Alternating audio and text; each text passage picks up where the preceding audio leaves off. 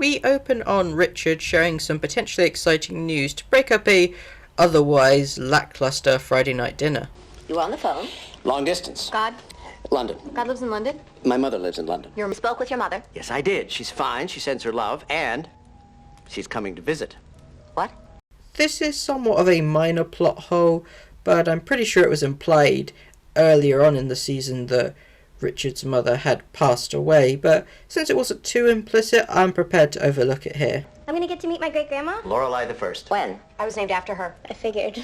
In terms of my feelings towards Lorelai the First, played by Marianne Ross, better known as Trix, the affectionate nickname Richard gives her, which, to avoid any confusion, I'm going to use. She is, without a doubt, one of the most obnoxious, condescending, unlikable characters that I've ever seen.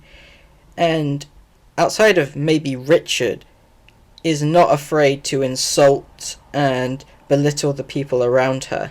Well, look. If I wanted to look, I would look. I haven't looked, therefore you must draw your own conclusions. So, Lorelai, since I've seen you last, you've grown up, gotten pregnant, out of wedlock, raised a child, and still haven't bothered to get married. You think that that means that I absolutely hate this character. Well, to be perfectly honest, I absolutely love Trix. But why is that? Well, it's because every single Trix episode is guaranteed to give us some great Emily moments. While she doesn't really spare anyone, Emily is absolutely the prime victim of Trix's abuse. That's right, your mother is always sick. I'm hardly always sick. You're sick right now. Are you sick now, Mom? Headache. Richard, I would like to be escorted into the dining room now. Well, I'm not sure that dinner's ready just yet. In the event that I'm kidnapped and a ransom is demanded at a certain time, I would prefer that Emily not be in charge of the drop-off. Trix episodes are a good opportunity to give us some more likeable and sympathetic moments for Emily. We are now given an opportunity to actually feel bad and root for her to win, though I will admit there is a bit of morbid satisfaction in seeing Emily be the victim of her own rhetoric, as she is not innocent of this type of behaviour, and getting to see her get her just desserts is quite funny at points. Therefore, this is an opportunity to bring those who love Emily and those who hate Emily together. I need the hat rack back. What hat rack? The hat rack I gave you. Why, Mom? I need it back because Richard's mother gave it to us and she'll notice if it's not there. You gave me a second-hand present, like something you got at the junk store. You're being a little dramatic. It was still in the crate. Upon meeting Rory, Trix is admittedly impressed by her, My son speaks of you constantly. He seems very fond of you. and when she learns of the financial support that Emily and Richard are providing, she decides to reveal her own method of financially supporting Rory. Came into town to check up on the family investments and to talk with our lawyers. Now, normally, I would set up a fund so that she would have access to when she turns 25. If you like, I will arrange for her to get it now. Now? Now? That way, she can use it to pay for children. She is the only sort of character who would make a gift of $250,000 feel like an insult. I'm not concerned about whether you mind or not. Loaning money is a dirty business. It's distasteful, and I don't care for it.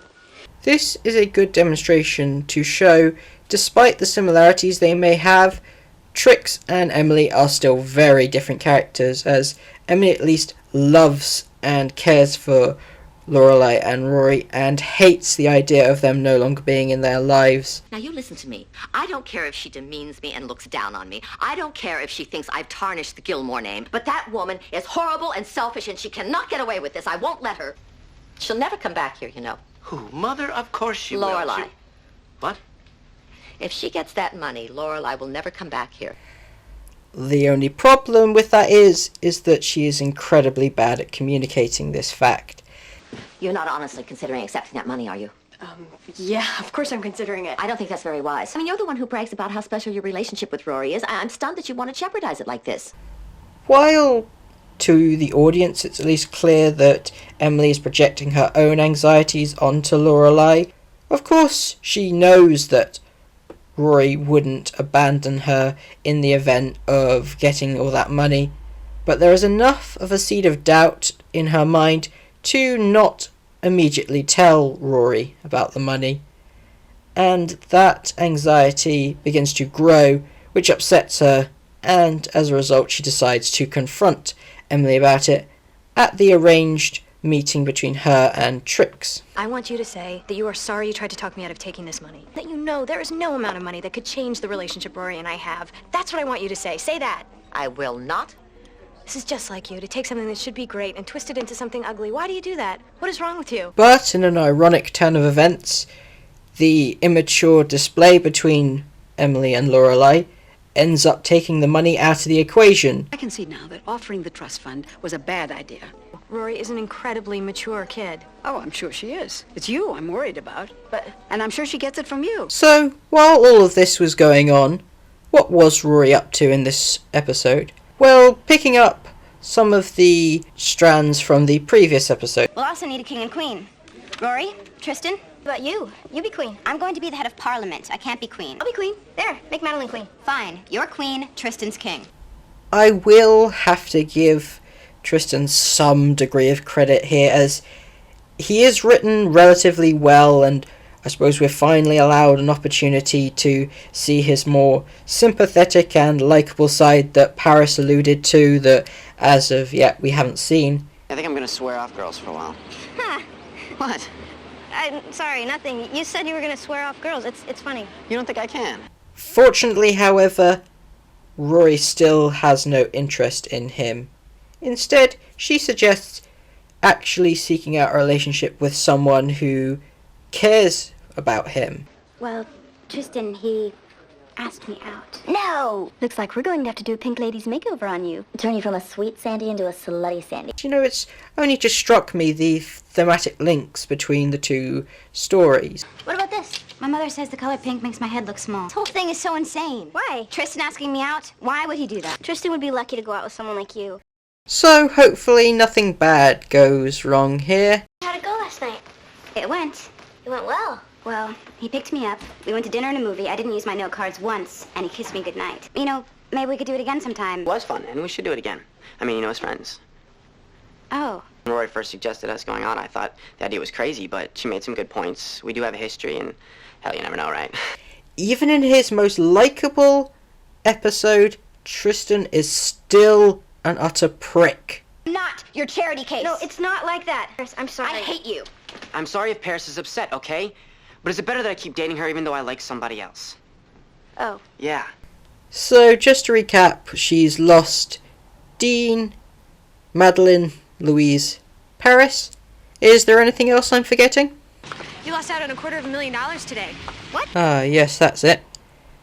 All in all, not a great episode for Rory, it would appear. And so ends the third Lorelai.